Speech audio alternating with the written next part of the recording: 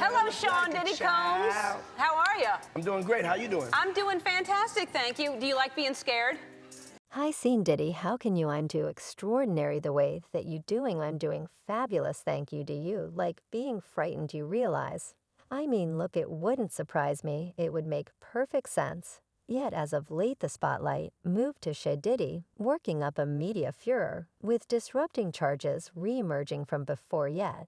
It's not just about Diddy. It's about the organization he keep paparazzi got Ellen in the crossfire, squeezing her about her position on her long-term buddy's outrageous standing, particularly in regards to his scandalous concerns. The plot thickens as fans return to Diddy's past meetings on Ellen's show, where he's been known to let the cat out of the bag on his wild get-togethers.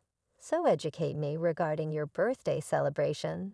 Am I welcomed? Yes, you're certainly welcomed. I invite you to every one of my gatherings. You simply haven't seen them make an appearance to know well there did legitimate West date back to the 90s.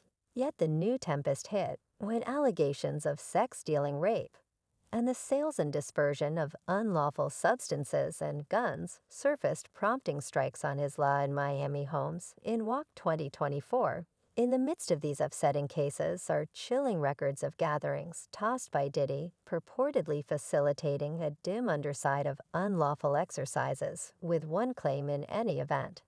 Embroiling ruler Harry. Last week, government specialists struck two homes of rapper and music magnate P. Diddy Combs in Los Angeles and Miami. Combs is the subject of a bureaucratic examination, as the claims restore a spotlight goes to an urgent second on the Ellen DeGeneres show that has fans causing a commotion in a TikTok cut flowing since WAC 2024. Ellen evades paparazzi inquiries regarding about her viewpoints on Diddy's debate, especially whether she's always graced his party scene.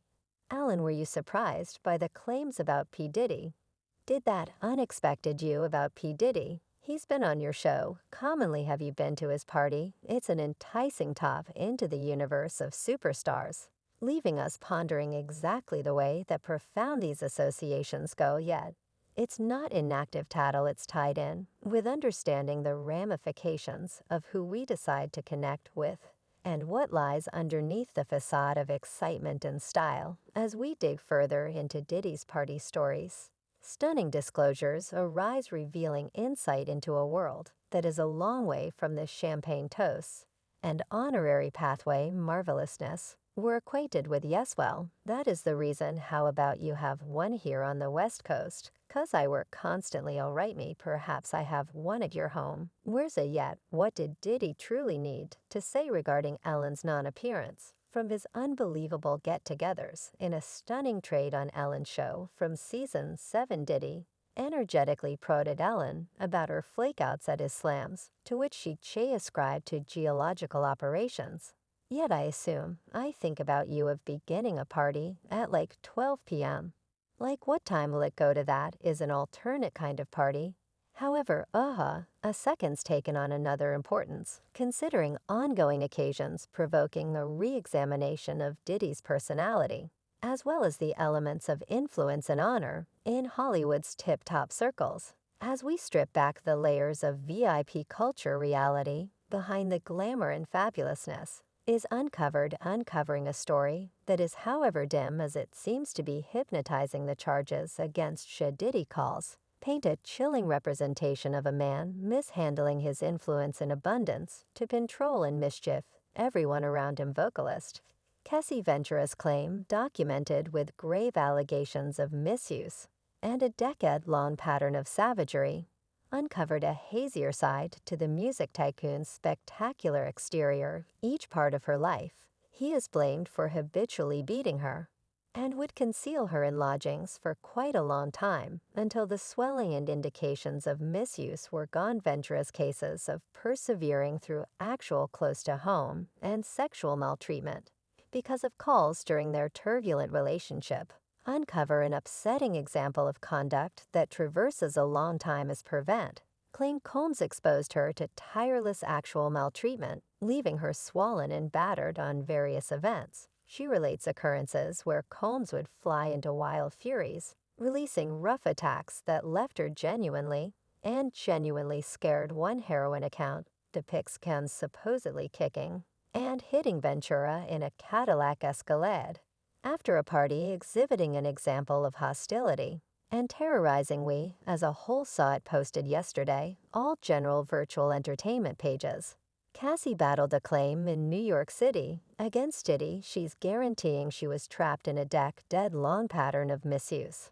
Moreover, Ventura's claim subtleties the supposed pressure and control, including driving her to hold a firearm in her satchel and take part in substance-energized experiences. Despite her desire to the contrary, she guarantees Coles acquainted her with a hazardous way of life of substance misuse, requesting she secure remedy substances to fulfill his dependence. Venter likewise affirms that Com exposed her to debasing sexual demonstrations, arranging experiences with employed men, while he watched and shot, all the while assuming a pretense of an upsetting custom named the oddity off. And I recall, as I couldn't say whether you know what his voice seems as though yet like I felt like I was in a presence of his beast. Inside the claim doesn't stop there, enumerating occasions of Kim's envy and malignance, including an allegation of him organizing the obliteration of rapper Kid Sweetie's vehicle during a time of heartfelt contention. Ventura's claims finish in a horrible record of misuse, where she guarantees CMS constrained himself into her loft and attacked her after she endeavored to cut off their friendship. In spite of Coles eagerly denying these allegations, Ventura's boldness in revolting against the maltreatment she persevered through reveals insight into the unavoidable culture of quietness and dread inside media outlets as the public wrestles with the stunning disclosures encompassing Shed Diddy CMS and the upsetting charges of misuse and wrongdoing. Matches emerged between his circumstance and another unmistakable figure confronting examination. Ellen, both Diddy and Ellen symbols in their separate fields, have fabricated their brands on pictures of generosity and energy. Yet underneath the facade of their public personas lies a hazier reality, one described by charges of abuse and misuse. Likewise, Gay, for what reason was it vital for you to come out explain to the public? For what reason was it essential for the person to do so, on the grounds that it's oak since it is oak?